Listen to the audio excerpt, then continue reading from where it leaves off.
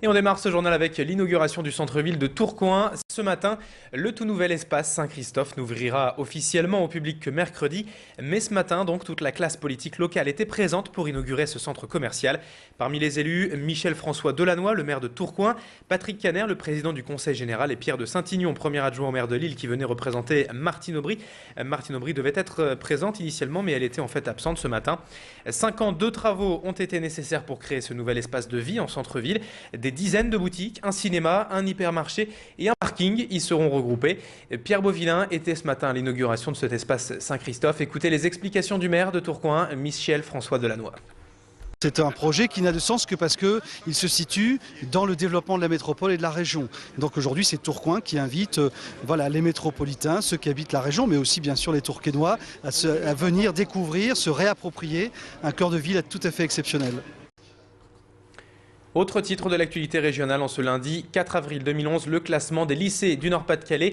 Les lycées régionaux, donc classés, ça vient de paraître. Pour le département du Nord, c'est le lycée Saint-Adrien de Villeneuve-d'Ascq qui prend la première place, devant le lycée Charlotte-Perriand et de Genêt et l'institution libre de Marc-en-Barœul. Au niveau régional, ces 3 lycées nordistes sont devancés tout de même par un établissement du Pas-de-Calais, le lycée Anatole France de Lillers. A l'inverse, dans le bas du classement, on retrouve 2 lycées de la métropole lilloise, les établissements Vandermerch de Roubaix et Sévigné de Tourcoing qui terminent donc dans ce classement, respectivement à la avant-dernière et à la dernière place. Ce classement est publié tous les ans par l'Éducation nationale en fonction de critères plus ou moins complexes. On reste dans l'éducation avec la visite du préfet Jean-Michel Bérard et de la rectrice de l'académie Marie-Jeanne Philippe ce matin au collège Lévi-Strauss de Lille. Une matinée pour échanger avec les enseignants, les parents d'élèves et les policiers quant au rôle des correspondants sécurité dans les collèges. Ce genre de policier d'école n'est ni à l'entrée ou à la sortie de l'établissement, mais il tient juste des permanences, une demi-journée par semaine. 3 collèges dans la métropole lilloise et 6 dans la région bénéficient de ce genre d'initiative qui vise en fait avant tout à faire de la prévention et des rappels à la loi. A noter que depuis l'instauration de ces policiers, les faits de délinquance ont baissé dans les établissements concernés. Élodie Bernachon a assisté pour Grand Lille TV ce matin à cette réunion et elle a recueilli les explications donc à ce sujet de la rectrice de l'académie, Marie-Jeanne Philippe.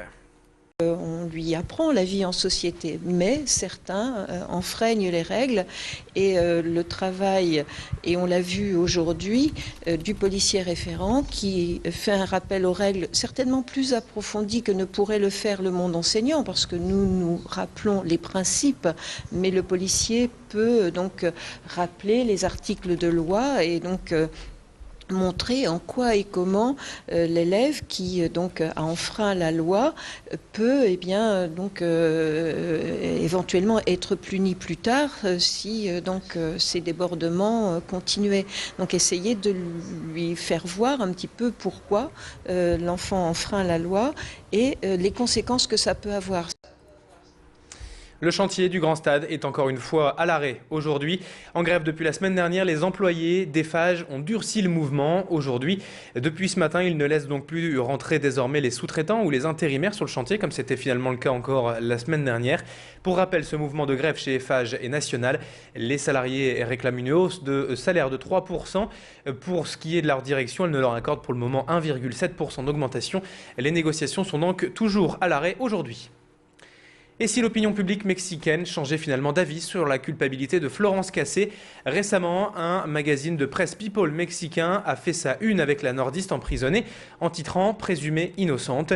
Le magazine souligne le manque de preuves ainsi que la sévérité de la peine.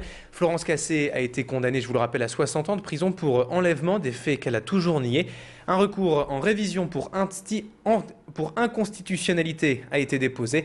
La Cour suprême du Mexique s'est déclarée compétente pour l'examiner. Ce matin, Dominique de Villepin était de passage dans le Nord. Il s'est arrêté à Denain pour visiter l'usine de fonderie et d'aciérie.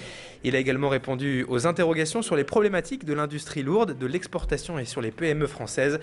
Dominique de Villepin, ancien Premier ministre, en a profité pour dialoguer avec les ouvriers de cette usine, mais aussi avec les cadres dirigeants des environs de Denain. Baptiste Blic a rencontré justement l'ex-Premier ministre Dominique de Villepin. Écoutez ses explications. On a le sentiment que les problèmes de la France relèveraient de simples ajustements, qu'il suffirait ici ou là d'augmenter tel impôt, de baisser telle prestation pour arriver à régler les problèmes des Français. Je crois que c'est se tromper sur la réalité de la situation dans notre pays. Nous sommes confrontés à une crise grave, une crise de confiance vis-à-vis de la politique et une crise de confiance des Français face à l'avenir. Ça implique une refondation de la politique.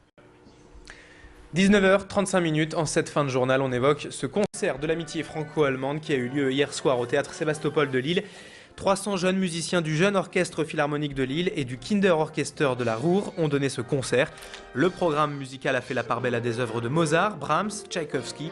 C'est le deuxième concert de ce genre organisé par l'association entre l'Académie de Lille d'une part et la région allemande de la Rhénanie d'autre part.